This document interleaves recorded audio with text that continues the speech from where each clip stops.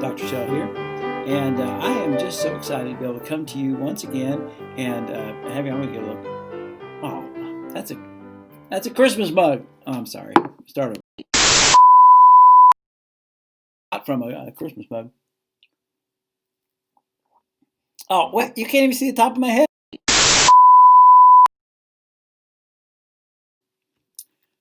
All right, there we go. That is way much better. Are you kidding me right now? Ah, okay. One more time.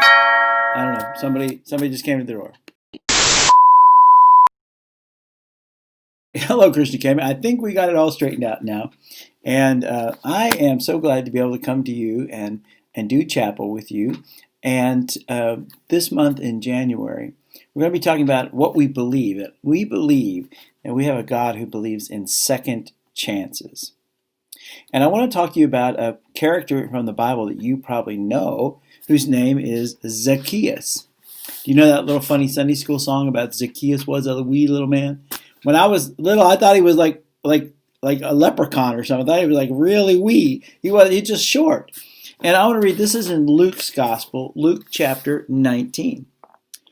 And Jesus entered Jericho and was passing through. And there was a man who was called by the name Zaccheus. He was a chief tax collector and he was rich. Zaccheus was trying to see Jesus. He was unable to because of the big crowd and because he was very short. So he ran up ahead, climbed up into a sycamore tree in order to see him. And Jesus was about to pass that way. And when Jesus came to the place, he looked up and he said, Zaccheus, hurry and come down, for today I must stay in your house. And he hurried and he came down and he received Jesus gladly. And when they saw it, they began to grumble and say, he has gone to be the guest of a man who is a sinner.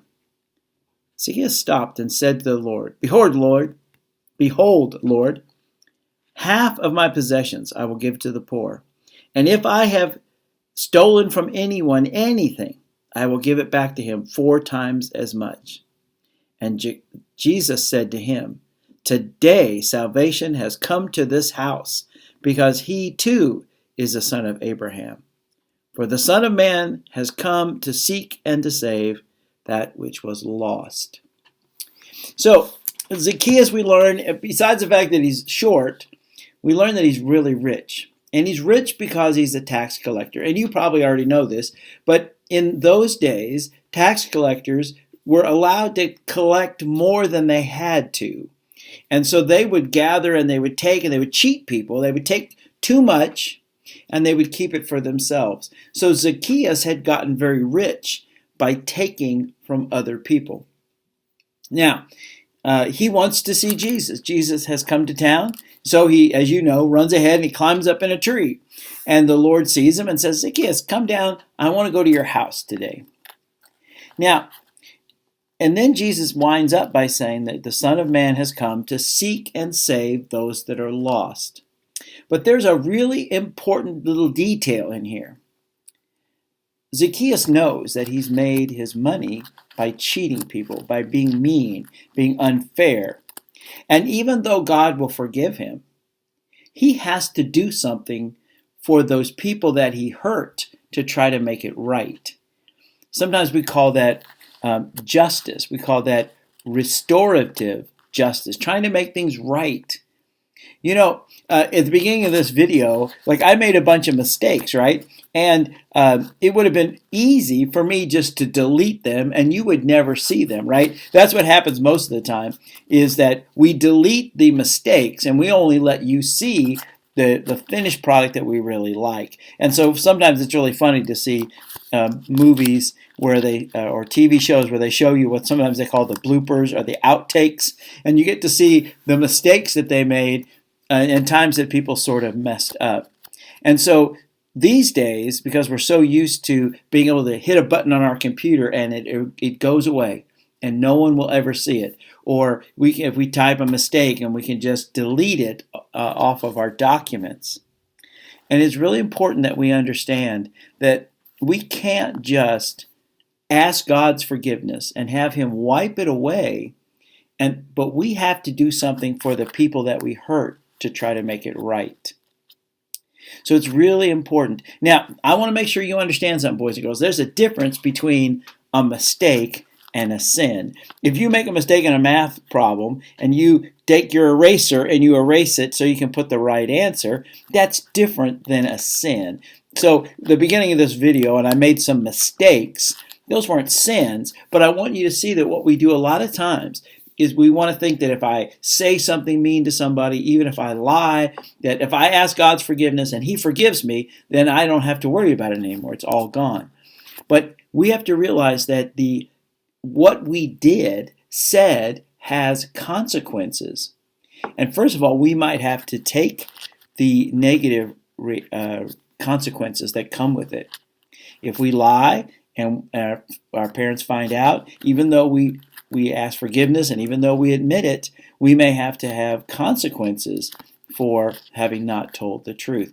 You know, if I went on Facebook or Twitter, or if I texted out something really mean about Miss Osborne, and then I told Miss Osborne, "Oh, I'm really sorry that I did that,"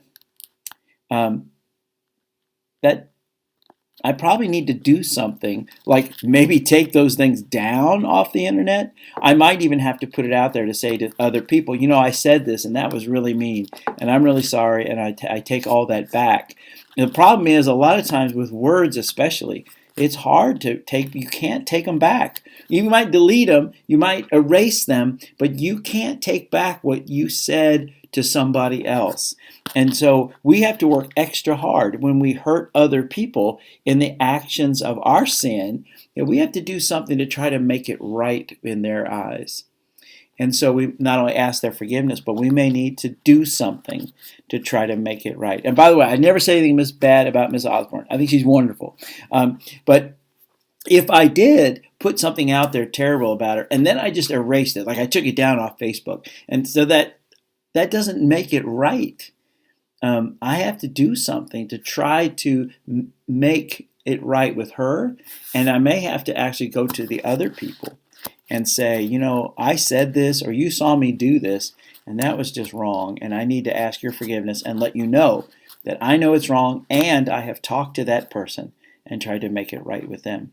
You know, you're watching this, and we were off school yesterday because it was Martin Luther King Jr. Day, a day we celebrate the birth of a great leader. And I love the fact that we have a holiday for a great leader in our country who was also a pastor. He was a great preacher. He pastored a church for a long, long time. And on Martin Luther King Day and that weekend leading up to Martin Luther King's holiday, I always try to listen to some of his speeches on the internet, and I try to read some of his books, and I always try to read one of his sermons. And I just think he is just a great speaker and a great preacher. God really used him to do some amazing things. Believe it or not, he preached a sermon about Zaccheus. And so I thought, well, that'll be interesting. So I looked it up and I read the sermon that he preached about Zaccheus. And one of the things he talked about is that even though Zaccheus was small, that God could use him. And that sometimes we get the idea that if we're not rich or powerful or important or the coolest person in the class, that maybe we can't really do all that much. And even if you are a kindergartner and you do something wrong and you hurt somebody, you can make it right. Even though you're a little first grader, second grader, even if you're an elementary school student, you're never too small that you can't do something right for the kingdom of God. And in that sermon on Zaccheus, Martin Luther King Jr. quoted a poem written by Douglas Maylock. And the poem, I love this poem, and so I'm going to read it to you. So the poem says, "If you can't be a pine on top of a hill, then be a shrub in the valley. I just messed that up again. Let me try. I'm going to start over. Let me try again. If you can't be a pine on the top of the hill, be a shrub in the valley, but be the best shrub on this side of the reel. Be a bush if you cannot be a tree. If you can't be a highway, just be a trail. If you can't be the sun, be a star. It isn't by size that you win or you fail. Be the best at whatever you are. So boys and girls, each of us can strive to let God use us, even if we're young, even though we're little, maybe we're small. But you know what? We can do great things for God, and especially if we seek God's forgiveness, that when we do things wrong, and then we try to make things right with those people that we have offended. So I hope this week you will celebrate the fact that God is a God of second chances, and that all through the Gospels and all through history, God has shown us that we can make a difference if we are willing to not only get our hearts right with God, but then try to make things right with those people that we've hurt. And of course, the best thing to do is try to avoid doing it in the first place. So, God bless you. Thank you for joining me. Thank you for putting up with all my little mistakes this week. And I will talk to you next week.